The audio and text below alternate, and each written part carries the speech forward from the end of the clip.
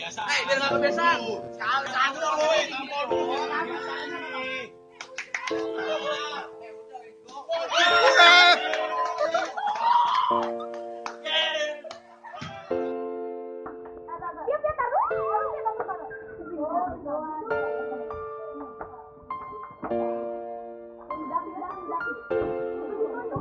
Ocha bego, apa sih tante kamu maju? Udah. Jaja. Mana? Ibu bilang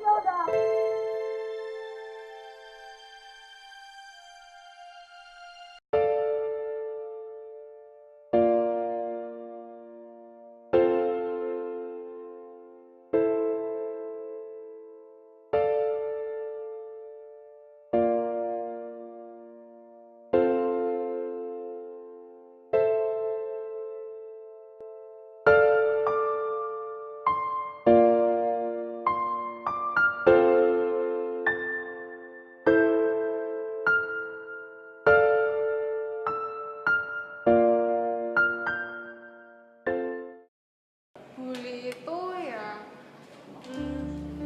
dimana seseorang itu merendahkan orang lain, dimana derajatnya orang lain itu lebih rendah daripada orang yang bully itu.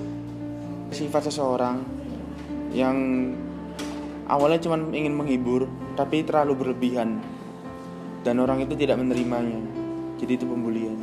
Bully itu seperti kondisi di mana kamu itu merasa dikucilkan, nggak punya teman.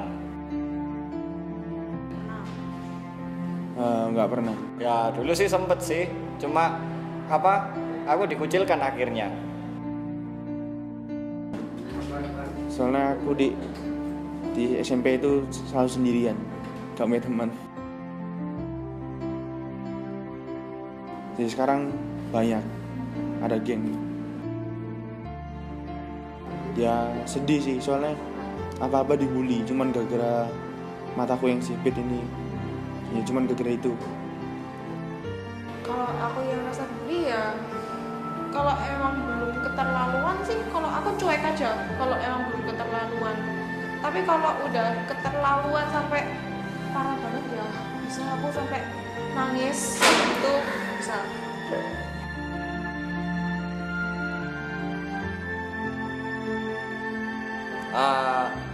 Nggak pernah sih, cuma kalau mengucilkan orang pernah, karena orang tuh harus ada introspeksi diri. Kalau misalnya dia itu semakin kelewatan ya kita harus jaga diri.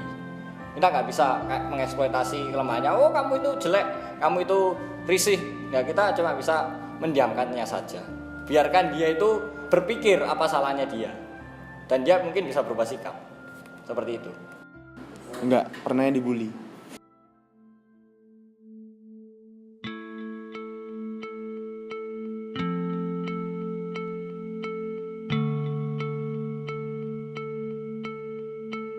Ya enggak, soalnya mereka kan cuma nganggap itu hiburan.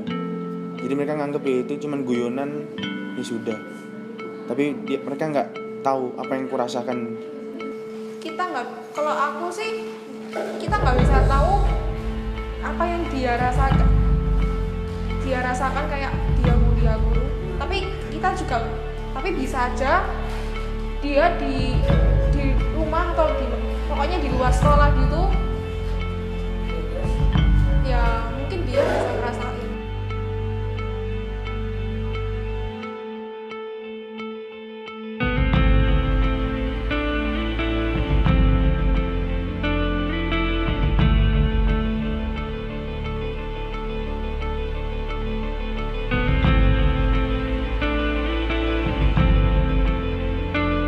Kalau menurut aku sih pembulian itu dimulai itu karena kekurangan seseorang.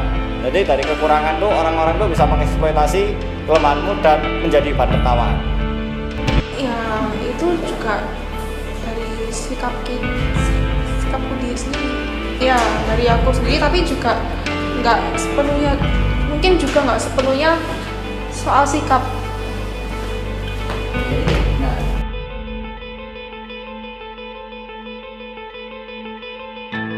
Kalau untuk secara menjerumus ke pembulian itu nggak ada, tetapi ada beberapa, mungkin ya menurut saya itu ada beberapa kayak pasal-pasal yang bisa dikaitkan dengan pembulian.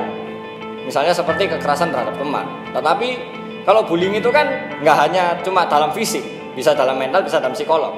Nah, yang dua ini yang masih nggak bisa didefinisikan. Jadi bullying masih dianggap setengah-setengah. Gak ada. Kalau di sekolah itu biasanya ya guru yang bela.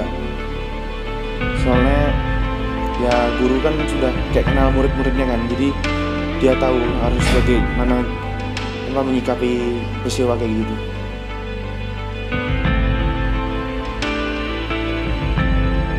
Kurang tegas. Kalau sampai tegas sih belum. Enggak, terkadang dibiarin. Soalnya kan di sana minoritas.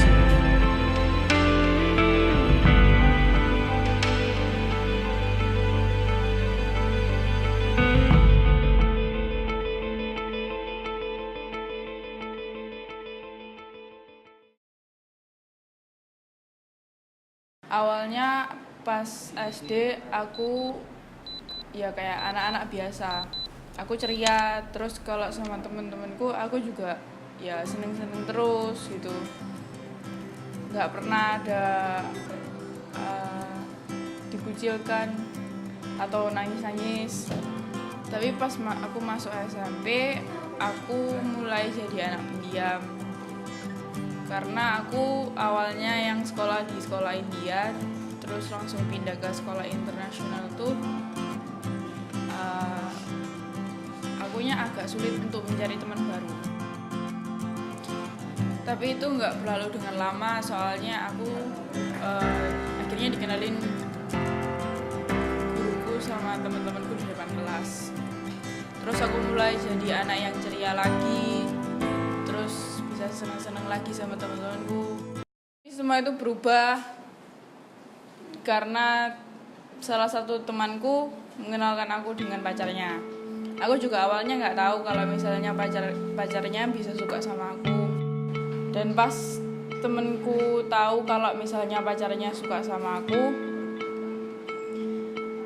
dia memprovokasi yang lainnya buat membenci aku karena dia akhirnya benci aku juga.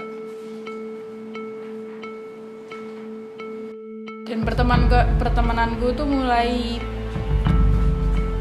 jadi beda sejak saat itu. Lagi saat salah satu temanku putus dengan pacarnya, dan dia pun tidak terima karena dia mengira bahwa aku adalah alasan mereka putus.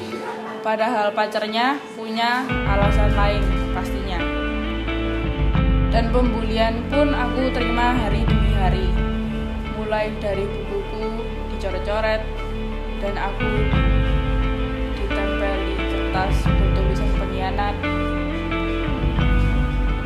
Dan juga mereka banyak memfitnahku. Hal itu semua membuat aku sangat tertekan. Dari situ aku mulai merasa tertekan. Terus teman-temanku juga mulai menjauhi aku. Dan aku mulai terbiasa lagi dengan kesendirianku. Dan bagiku pertemanan itu tidaklah penting lagi. Di saat kelas 2 SMA pun nilaiku tidak ada yang berubah atau meningkat. Pertemananku juga masih sama-sama saja. Dan aku juga mencoba berulang kali untuk menyakiti diriku sendiri.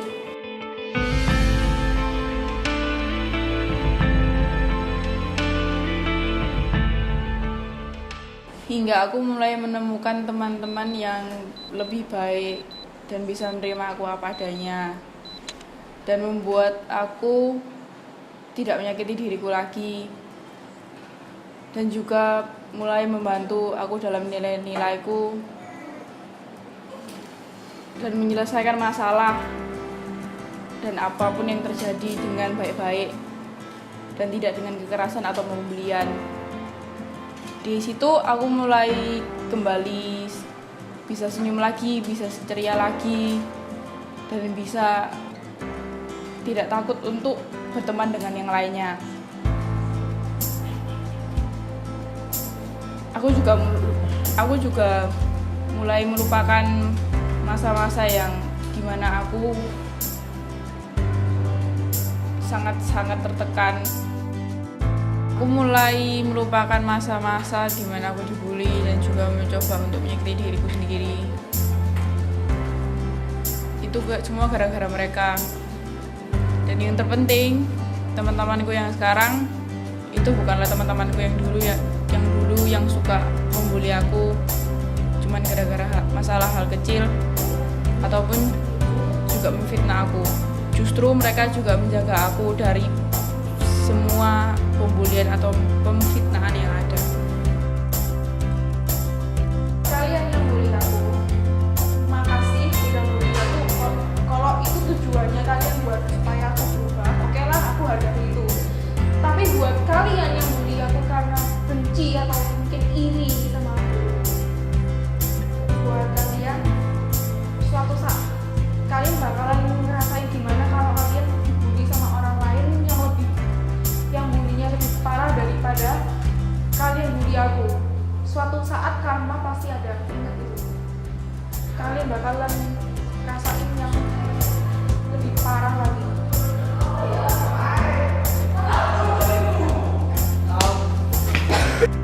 Ngomong satu, jangan membuli lagi, soalnya gak semua orang itu bisa menerima sikapmu gitu.